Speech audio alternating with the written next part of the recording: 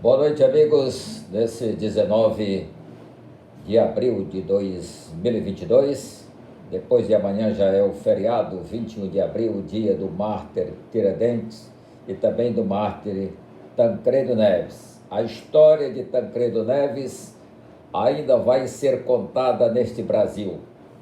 A ditadura de 64 não aceitava um presidente civil. José Sarney talvez fosse o mais afinado com o sistema de então. José Sarney, o arenão, que migrou clandestinamente, ferindo a cláusula legal de infidelidade partidária, e ingressou no MDB, então, para candidatar-se a presidente da República, assumindo no lugar de Tancredo Neves, numa tese jurídica errada e errônea, porque se voltarmos para a história, o presidente Rodrigues Alves foi eleito e durante a pandemia de 18 a 20, da gripe espanhola, ele faleceu, mas não foi da pandemia, da vítima do vírus Bacillus influenzae, que desde lá vem sendo estudado vacinas, há um século, essas vacinas para as variedades de gripes. Aliás, eu já tomei 5 vacinas, a última foi para a gripe, que eu sou menino ainda, eu já tenho mais de 60 anos, e nenhuma delas teve reação alguma. Os imbecis, os hipócritas, os irresponsáveis, os idiotas de todos os portes e tamanhos e envergadura, poucos que são, graças a Deus, dizem que não tomam vacina. Podem até tomar escondidos, com segredos por 100 anos, porque são contras. Eu estava ouvindo hoje em fontes oficiais que a Coronavac ainda está foi aplicada em milhares, milhões de brasileiros de forma experimental, porque disse o ministro da Saúde, que não é do ramo, apesar de ser um cardiologista, que eu não conheço os feitos cardiológicos dele, eu sei que ele é empresário de médicos, tem clínica em Santa Rita, a 50 quilômetros de João Pessoa, interior da Paraíba, cidades que eu conheço, João Pessoa, Campina Grande, Bahia, que é lá perto, e Santa Rita. Ele disse, mas não se tem efetividade ainda da efetividade científica da Coronavac, feita pelo Instituto Butantan de São Paulo, talvez uma das maiores casas produtoras de vacina do mundo e a maior da América Latina. Então, essa conotação política que se dá à pandemia, vamos então aí com 662 mil mortos, fazem politicalha com a sua vida, com a minha vida, com a nossa vida.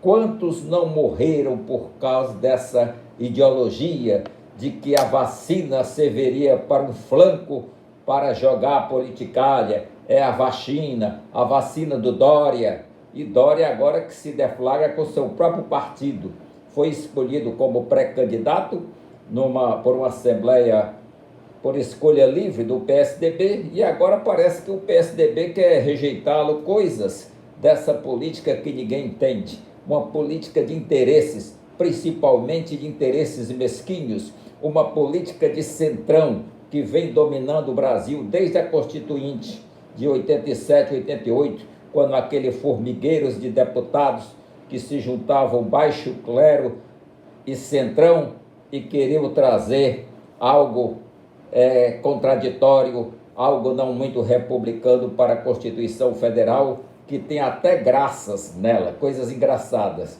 cortadas pela mão forte dos lobbies, notadamente dos banqueiros, que foi o tabelamento de juros de até 12%, incluindo taxas e comissões, o que seria uma coisa ridícula se tabelar juros. Quem tabela juros e preços é a economia do dia a dia. Não como a gasolina, que nós entramos num preço internacional, sendo nós, o Brasil, quase autossuficiente na produção do ouro negro, matéria-prima do petróleo. E, aliás, falar em petróleo é absurdo. Governo industrializar e comercializar qualquer produto. O petróleo é nosso, já diziam os adeptos de Getúlio Vargas. Mas o ouro negro, o mineral é nosso. Dali, refinaria e indústria, distribuição é comércio. E foi aí, na distribuição, na produção, na industrialização, que imperaram a maioria dos ladrões, ou ladrões, né? Foi arrimar, não dá. Então, meus amigos, é isso. A política brasileira, ela está dia a dia mergulhando, não se tem discurso. Qual a proposta, fora do candidato Ciro Gomes, que se tem para presidente da República? Ele tem um programa em livro, porque ele conhece a estrutura. O Dória é novato, o Lula é a mesma coisa desde 72. Este que está lá sentado no poder, pensando que o Brasil é um quartel, é o pior deles, porque eles não entendem nada. Eles entendem só uma coisa: um manda e outro obedece, porque ele foi gritado e gritou com alguém. E isso numa democracia não funciona. O Tribunal Superior Eleitoral deve tomar todas as medidas profiláticas, o termo é esse, profiláticas, para manter a democracia e a rigidez nesta eleição de 2022. Porque nenhum aventureiro que tem biografia péssima vai usurpar a cidadania do Brasil, querendo influenciar no direito de voto dos brasileiros, notadamente através de fake news e outros crimes, quando nós estamos na quarta revolução industrial, temos correspondentes em Marte, quando fazemos operações bancárias, compras, transações financeiras por aqui, pelo celular, e poderíamos votar por aqui, não fossem os hackers, não fossem as organizações criminosas que se articulam a partir dos Estados Unidos e da Rússia para levar pela lama o processo eleitoral brasileiro. Porque o sistema da urna há segurança, a não ser que fraude as urnas. E para fraudar é difícil, porque todos os fiscais, eu falei isso no último vídeo, todos os partidos devem estar presentes em cada etapa do processo eleitoral, junto com a promotoria eleitoral, representantes do partido e o juiz eleitoral. Se houve fraude alguma vez em apuração, que se prove, mas nunca foi provado. Quem iria provar que houve fraude foi o mesmo que arranjou 4 perícias, 2 do lado e 2 de outro, deu um empate e foi absolvido numa sentença, numa decisão hilariante do Superior Tribunal Militar, que deu indúbio pro réu. Indúbio pro réu, senhores ministros do Supremo Tribunal Militar, do STM, Superior Tribunal Militar, é quando a lei em si oferece dúvida na interpretação e não em provas, em termos de prova. A perícia técnica em qualquer processo, seja criminal, seja administrativo, seja civil, é uma só. A perícia pode eleger assistente técnico, uma de parte do autor, outro de parte do réu, e jamais existir mais de uma perícia no processo. São essas coisas que maculam a história do Brasil. Mas agora está vindo à tona os verdadeiros terroristas, aqueles que torturavam nos porões dos quartéis, matavam, enforcados e faziam desaparecer cadáveres.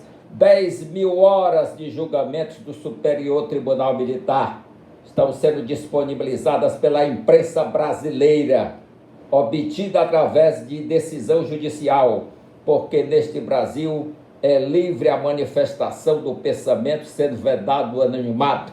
Não existe sigilo de atos públicos, a não ser os atos, pouquíssimos atos exclusivos da segurança nacional e da preservação de nossa soberania. E isso aí não está em cartões corporativos, isso aí não está em visita de pastores, isso aí não está na leviandade como o poder executivo leva o Brasil neste momento.